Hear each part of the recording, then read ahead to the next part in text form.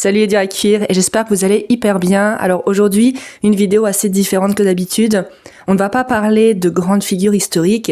En fait, on va parler de gens comme vous et moi, enfin vous et moi si on était nés à une autre époque, qui ont changé la société, notamment grâce à des photos. Alors, je pense que des actions valent plus que des mots. Donc écoutez, commençons la vidéo et parlons de ces 4 clichés et à travers ces clichés, de ces femmes qui ont changé pour le meilleur la société. C'est parti.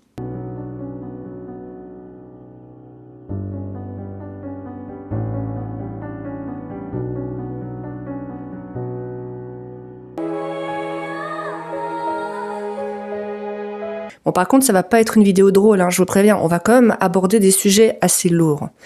Et en premier sujet, on va parler du travail des enfants, puisqu'on va parler d'une photo qui a été prise en 1908 par le photographe Lewis Hine, donc Sadie, fileuse de coton. Cette photo, elle est frappante.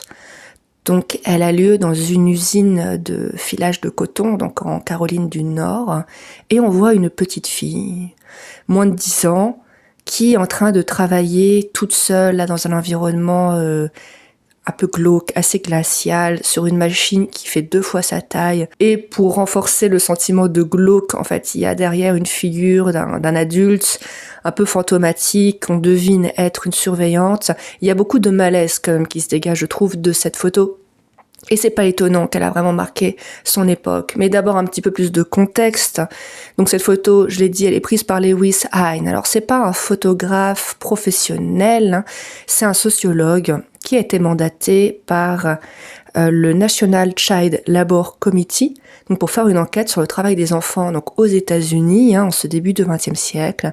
Et pour avoir accès aux entreprises, il va se faire passer pour un commercial. Car à l'époque, c'était pas du tout anecdotique comme sujet. Dites-vous bien qu'en 1900, il y avait encore à peu près, parce que forcément c'est dur de savoir, 1,5 million d'enfants de moins de 14 ans, donc qui travaillaient aux États-Unis et dans les usines de coton.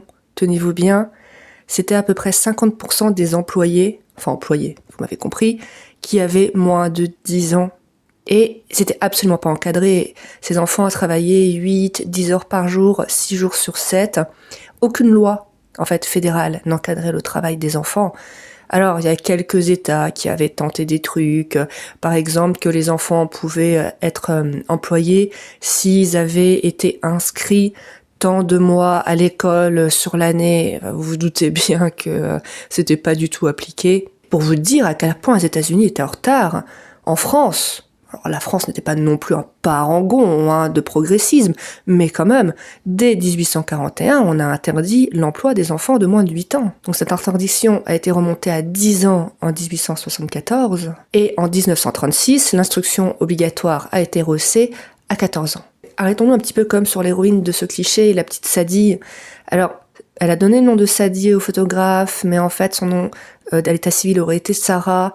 Enfin bref, elle était née en 1899, et c'est vrai qu'elle était dans une famille très pauvre. Son père était laboureur.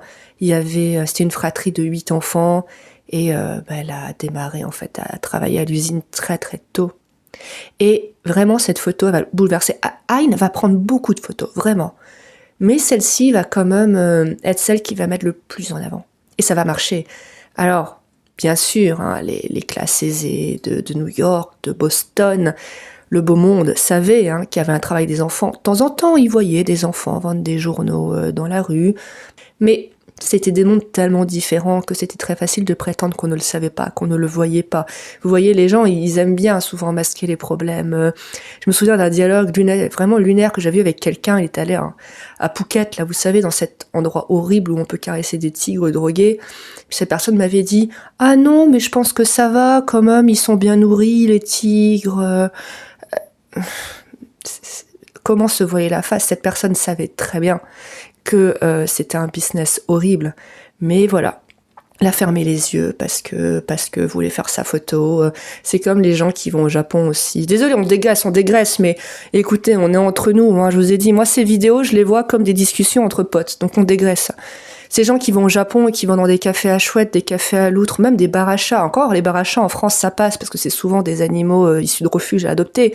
Mais là-bas, on sait très bien que ce sont des chats qu'on utilise quand ils sont beaux, et dès lors qu'ils commencent à être moins beaux, bon bah voilà, on les jette, ça, soyons honnêtes. J'adore le Japon, j'adore la Corée du Sud, j'aime beaucoup la Chine, j'ai vécu en Chine, mais en matière de bien-être animal, c'est horrible.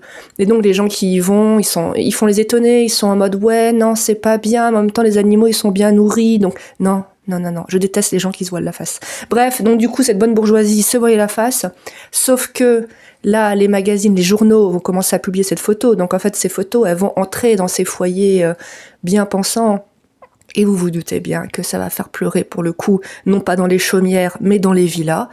Et des États vont commencer à prendre des mesures pour, pas interdire, mais au moins encadrer ce travail des enfants.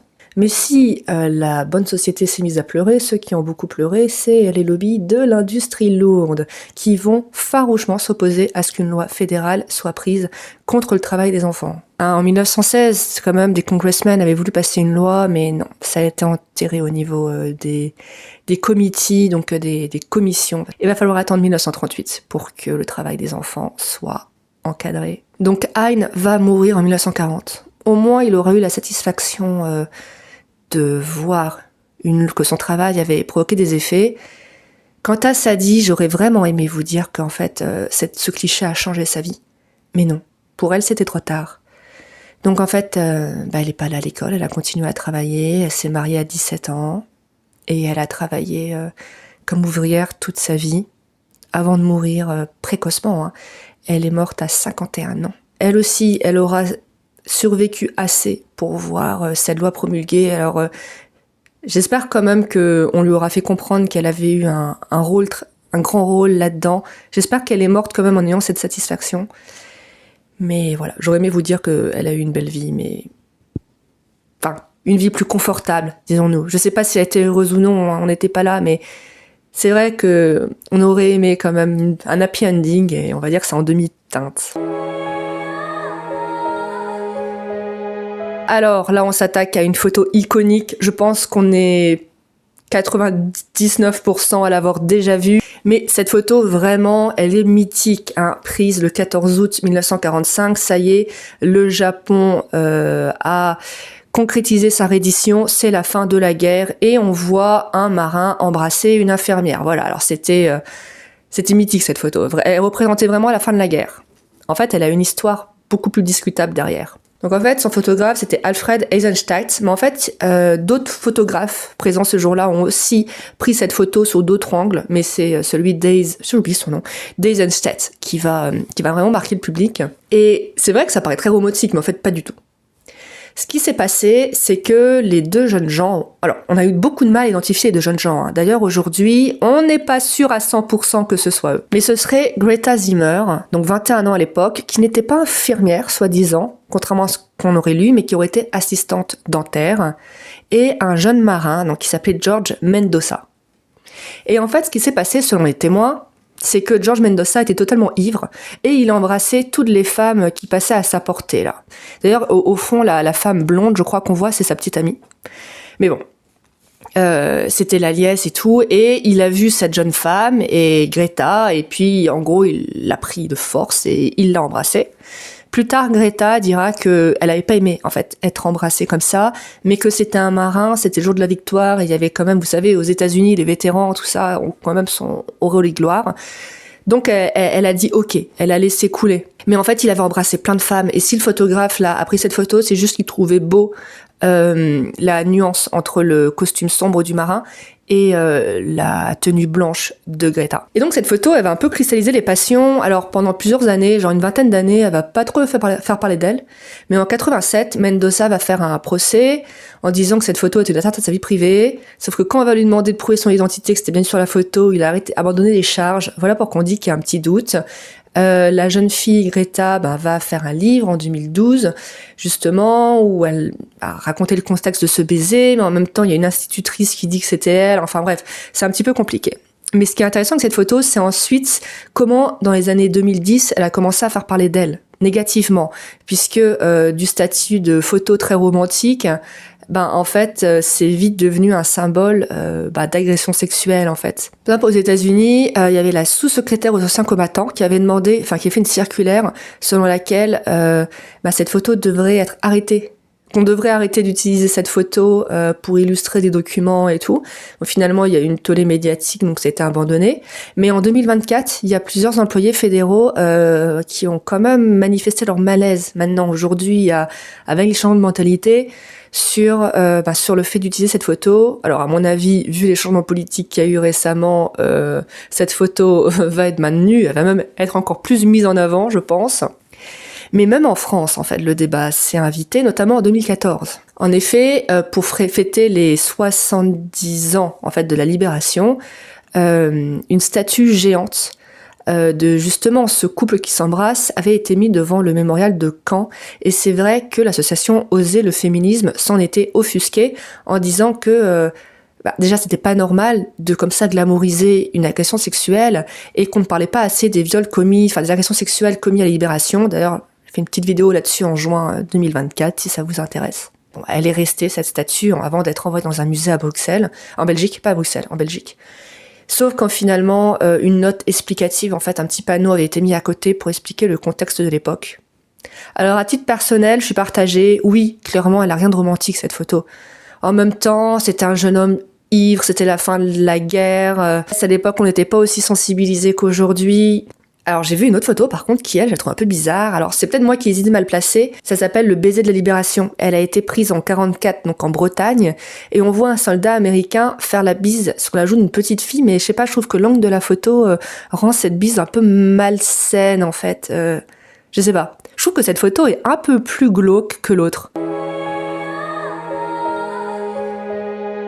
Alors là, on arrive vraiment pour un truc très très problématique. On va parler de violence conjugale avec une photo prise en 82, donc par Donna Ferrato. Alors à la base, Donna Ferrato, c'était une journaliste et elle avait été missionnée par le magazine Playboy Japon pour faire un reportage sur les couples échangistes.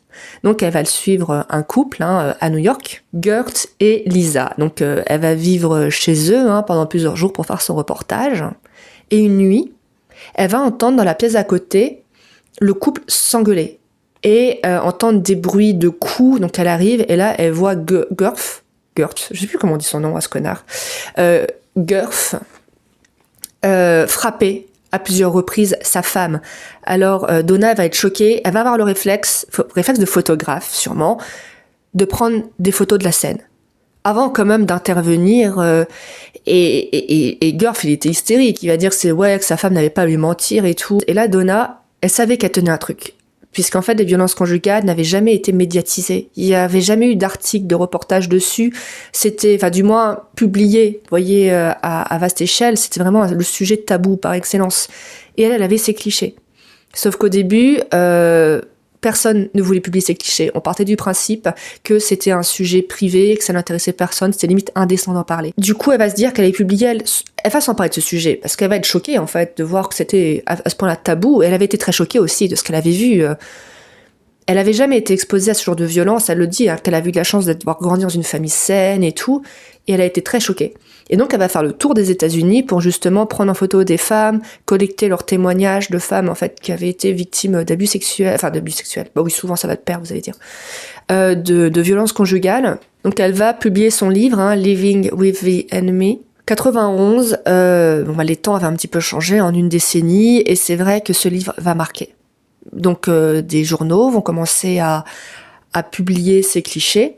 Et les politiciens vont l'écouter. Hillary Clinton, par exemple, va dire qu'elle avait ce livre chez elle. Et Joe Biden, qui était alors le président de la commission justice du Sénat, va rencontrer Donna et s'emparer du sujet. Et donc du coup, une loi fédérale va être adoptée en 94. Donc cette loi, elle va essayer de mieux former les policiers. Elle va aussi durcir les sanctions contre les époux violents. Et quant à Donna, elle va fonder sa propre association d'ailleurs et elle va rester très très impliquée sur ce sujet. Alors par contre, là j'étais un petit peu déçue dans le sens où je sais pas ce qui est devenu Lisa. J'ai cherché, est-ce qu'elle est restée avec Gert 10 ans s'étaient comme écoulés entre le temps où on avait pris la photo et ensuite la médiatisation de cette histoire. Je sais pas, d'ailleurs, si vous avez si vous connaissez ces clichés, si vous savez ce qui s'est passé par la suite, n'hésitez pas à le dire en commentaire. Alors pour ce dernier cliché, c'est un peu plus léger, hein, même si la photo n'en est pas moins iconique. C'est une photo qui est dans tous les manuels d'histoire dédiés à la Première Guerre mondiale. C'est 3 femmes et une herse, prise en 1917 par Jean-Baptiste Tournassou, donc qui était un gradé militaire, mais qui était aussi photographe. Et en fait, sur cette photo illustre vraiment le fait que les femmes se soient mises au travail, enfin elles travaillaient déjà, mais là c'était encore plus médiatisé, se soient vraiment beaucoup impliquées à l'arrière. Donc on voit ces femmes tenir une herse. J'ai toujours cru que c'était une photo véridique, naïvement. Je n'ai jamais manipulé de herse, donc en fait je ne savais pas que ce type de modèle nécessitait une certaine vitesse pour être efficace et que ces 3 femmes n'auraient pas marché assez vite en fait pour rendre la herse efficace et que même la herse en soi, les chaînes et tout, elles sont pas bonnes. En fait, c'est totalement une mise en scène. En fait, Tournassou, il a pris beaucoup de photos pour illustrer la vie à l'arrière, la vie sur le front, mais parfois, ça lui va arriver aussi de faire des mises en scène. Vous voyez, un peu comme dans une peinture.